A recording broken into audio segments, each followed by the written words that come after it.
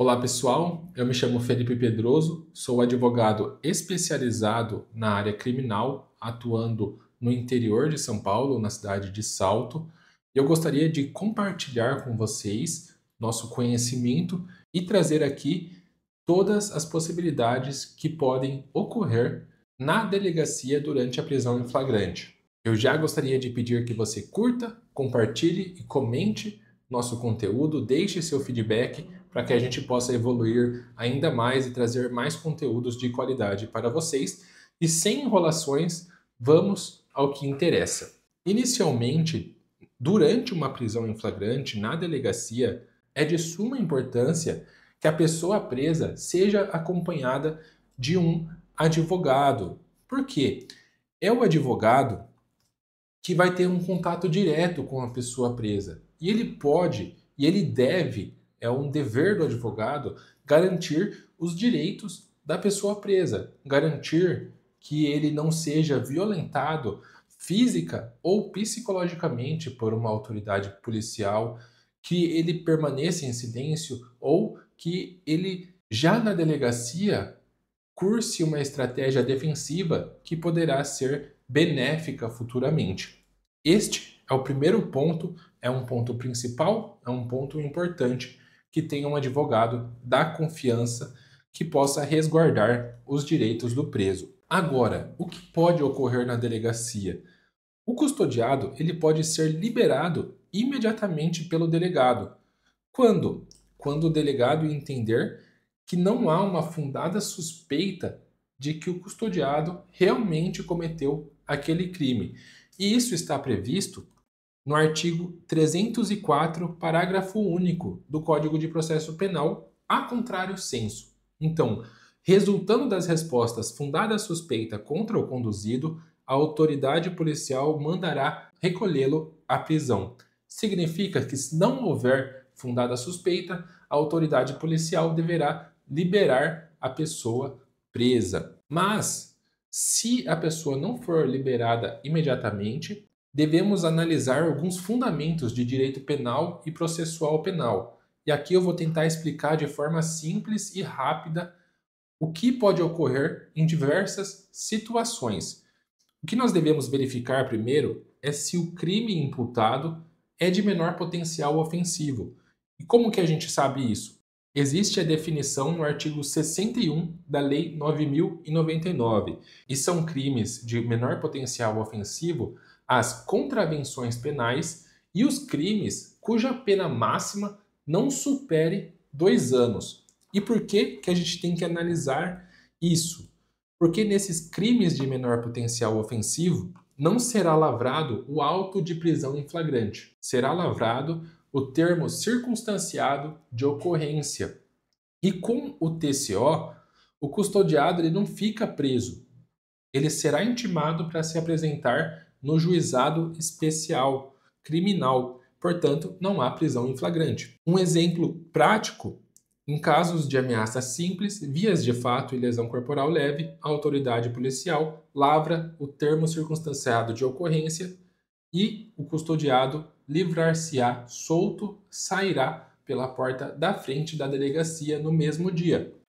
Agora, se não for um crime de menor potencial ofensivo, nós devemos verificar a pena do crime, se ela não ultrapassa o patamar de 4 anos. E por que isso é importante? Porque nos crimes em que a pena não extrapole 4 anos, a autoridade policial poderá arbitrar a fiança. Isso está previsto no artigo 322 do Código de Processo Penal e tem alguns aspectos relevantes acerca da fiança. Geralmente é pago em dinheiro, o custodiado receberá um recibo e será expedido o alvará de soltura. É importante também que o valor pode ser reduzido até 2/3 ou elevado, aumentado até 1000 vezes, dependendo da situação econômica da pessoa presa. Um exemplo prático é o crime de dirigir sob o efeito de álcool, previsto no artigo 306 do Código de Trânsito Brasileiro, cuja pena máxima é até 3 anos de detenção. E essas foram as hipóteses em que o custodiado poderia ser liberado na delegacia mesmo. Agora, quando o crime tem uma pena superior a 4 anos, a autoridade policial, o delegado, ele não pode liberar o preso. Ele deve lavrar o auto de prisão em flagrante e, em até 24 horas, deve apresentar o preso para a autoridade judicial realizar a audiência de custódia. Na audiência de custódia, poderão ocorrer as seguintes situações: o relaxamento da prisão ilegal, a concessão da liberdade provisória. Nesses dois casos, o custodiado será liberado ou poderá haver a conversão da prisão em flagrante em prisão preventiva, onde o custodiado continuará preso. É também na audiência de custódia que deverá ser requerido providências para apurar eventuais indícios de tortura. A audiência de custódia é um tema muito interessante, complexo, que nós trataremos em um vídeo próprio. Um exemplo prático, uma situação comum, é o crime de tráfico de drogas, cuja pena supera o patamar de 4 anos, é considerado hediondo e o delegado não pode arbitrar fiança, portanto, deverá apresentar o preso para a audiência de custódia. E aqui nós falaremos de novo sobre a importância do advogado durante a prisão em flagrante. Independente das hipóteses que nós tratamos aqui, o advogado é a pessoa que tem um contato direto com o preso e é ele que tem o dever de resguardar, de defender a integridade física e a integridade psíquica da pessoa presa e prevenir eventuais torturas, eventuais abusos que podem ser praticados contra o preso pela autoridade policial. Portanto, é de suma importância uma atuação técnica, imediata e eficaz.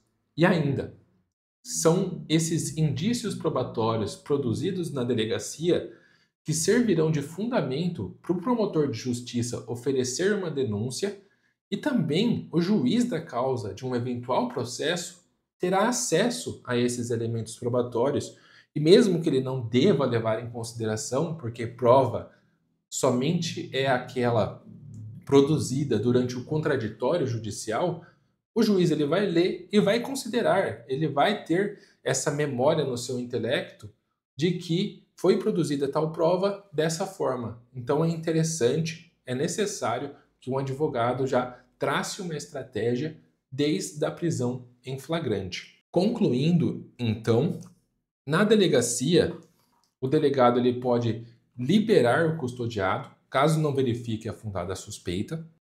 Se o fato for crime de menor potencial ofensivo, será lavrado o termo circunstanciado de ocorrência e o custodiado livrar-se-á solto, sairá pela porta da frente da delegacia.